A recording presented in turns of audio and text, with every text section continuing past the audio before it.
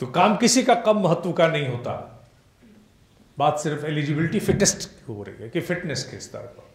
और उन उड़ाने वालों में भी बहुत नगण्य मात्रा में वो पायलट्स हैं जो फाइटर पायलट्स बनते हैं, और फाइटर पायलट्स में भी उनकी मात्रा पूरी पृथ्वी पर नगण्य है जो आकाश में जाकर के करतब दिखाते हैं।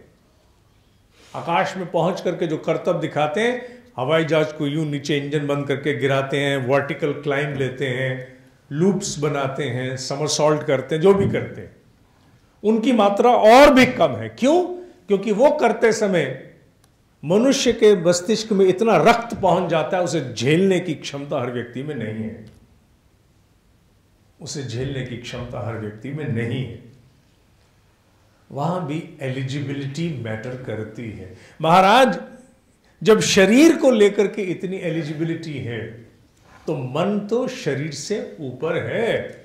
गीता ने कहा नहीं, शरीर से ऊपर मन, मन से ऊपर बुद्धि, और फिर आगे की यात्रा है। और हमारे जो उद्देश्य हैं वो तो मन, बुद्धि, अंतरात्मा सबसे जुड़े हुए, शरीर से भी जुड़े हुए, सब कुछ इसमें आ जाता है। तो बड़े उद्देश्यों को प्राप्त करने से पूर्व सूत्र, दूसरे सूत्र में दूसरा प्रश्न, मेरे पास एलिजिबिलिटी है कि नहीं है? एलिजिबिलिटी मेरे पास नहीं है और मैं हतोत्साहित हुए जा रहा हूं, तो पहले एलिजिबिलिटी तो बनाओ। हर क्षेत्र की अपने प्रकार की एलिजिबिलिटी होती है। अध्यात्म की अलग, शिक्षा के लिए अलग, व्यापार के लिए अलग, व्यापार के भी स्तर हैं। हर चीज हर व्यक्ति को यकायक प्राप्त नहीं हो सकती है, बहुत सारे परिवर्तन करने पड़ते हैं, तब जाकर के हम कहीं पहुंच पाते हैं। आंकड़ों के आधार पर केवल गणना करके लोग जो चलते हैं वो मुंह की खाते हैं।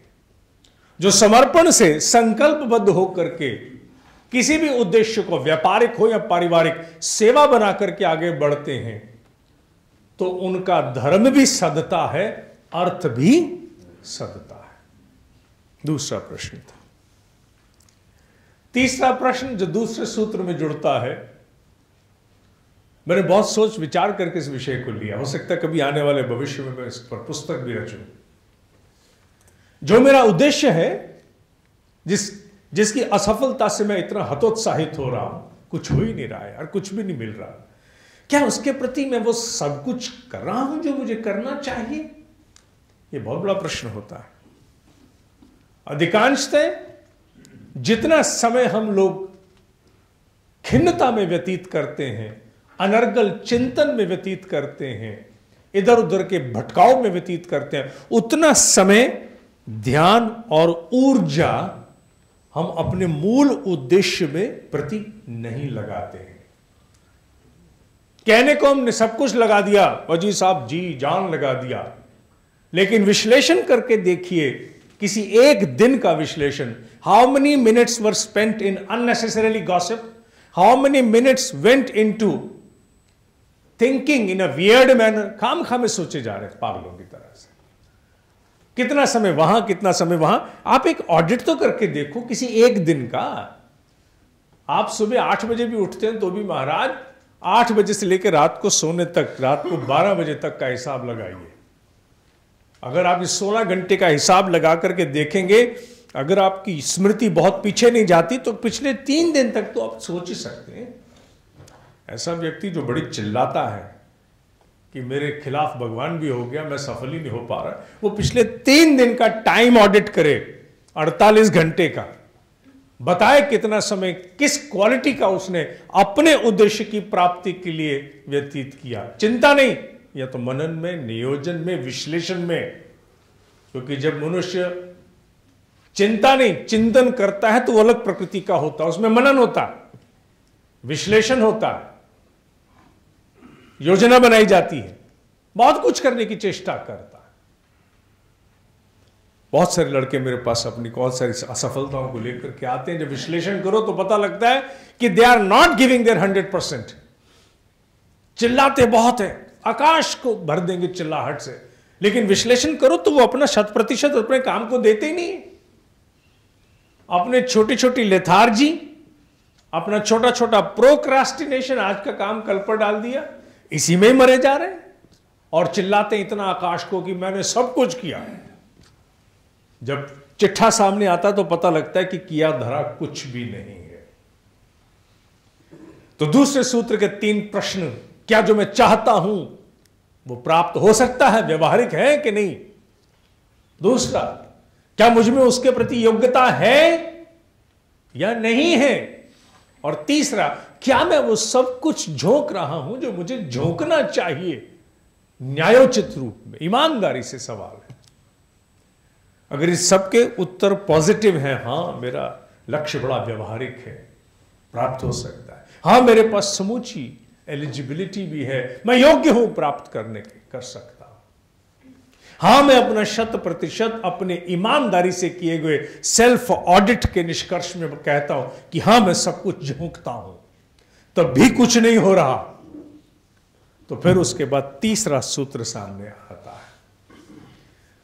षट सूत्री का तीसरा सूत्र, अगर ये सब होने के बाद भी if you are positive in all that, ठीक है, फिर आप एक काम कीजिए, आप कोई भी ध्यान की ऐसी पद्धति अपनाइए जिससे आपका मस्तिष्क विचारों से खाली होना शुरू हो जाए।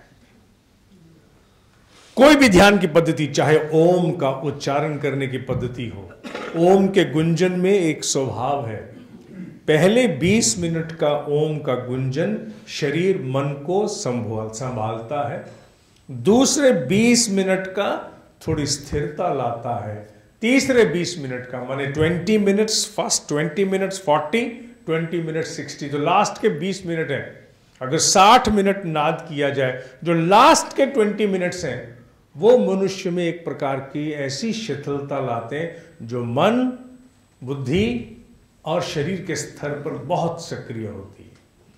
ये 60 मिनट का एक बहुत ही छोटा सा फिजियोलॉजिकल और साइकोलॉजिकल स्तर का प्रयोग है जो किया जा सकता है। इसमें कोई प्रशिक्षण की जरूरत नहीं, बैठ करके चुपचाप ओम बोलना है, कमर सीधी करके, पीछे टेक लगा लो चाहे।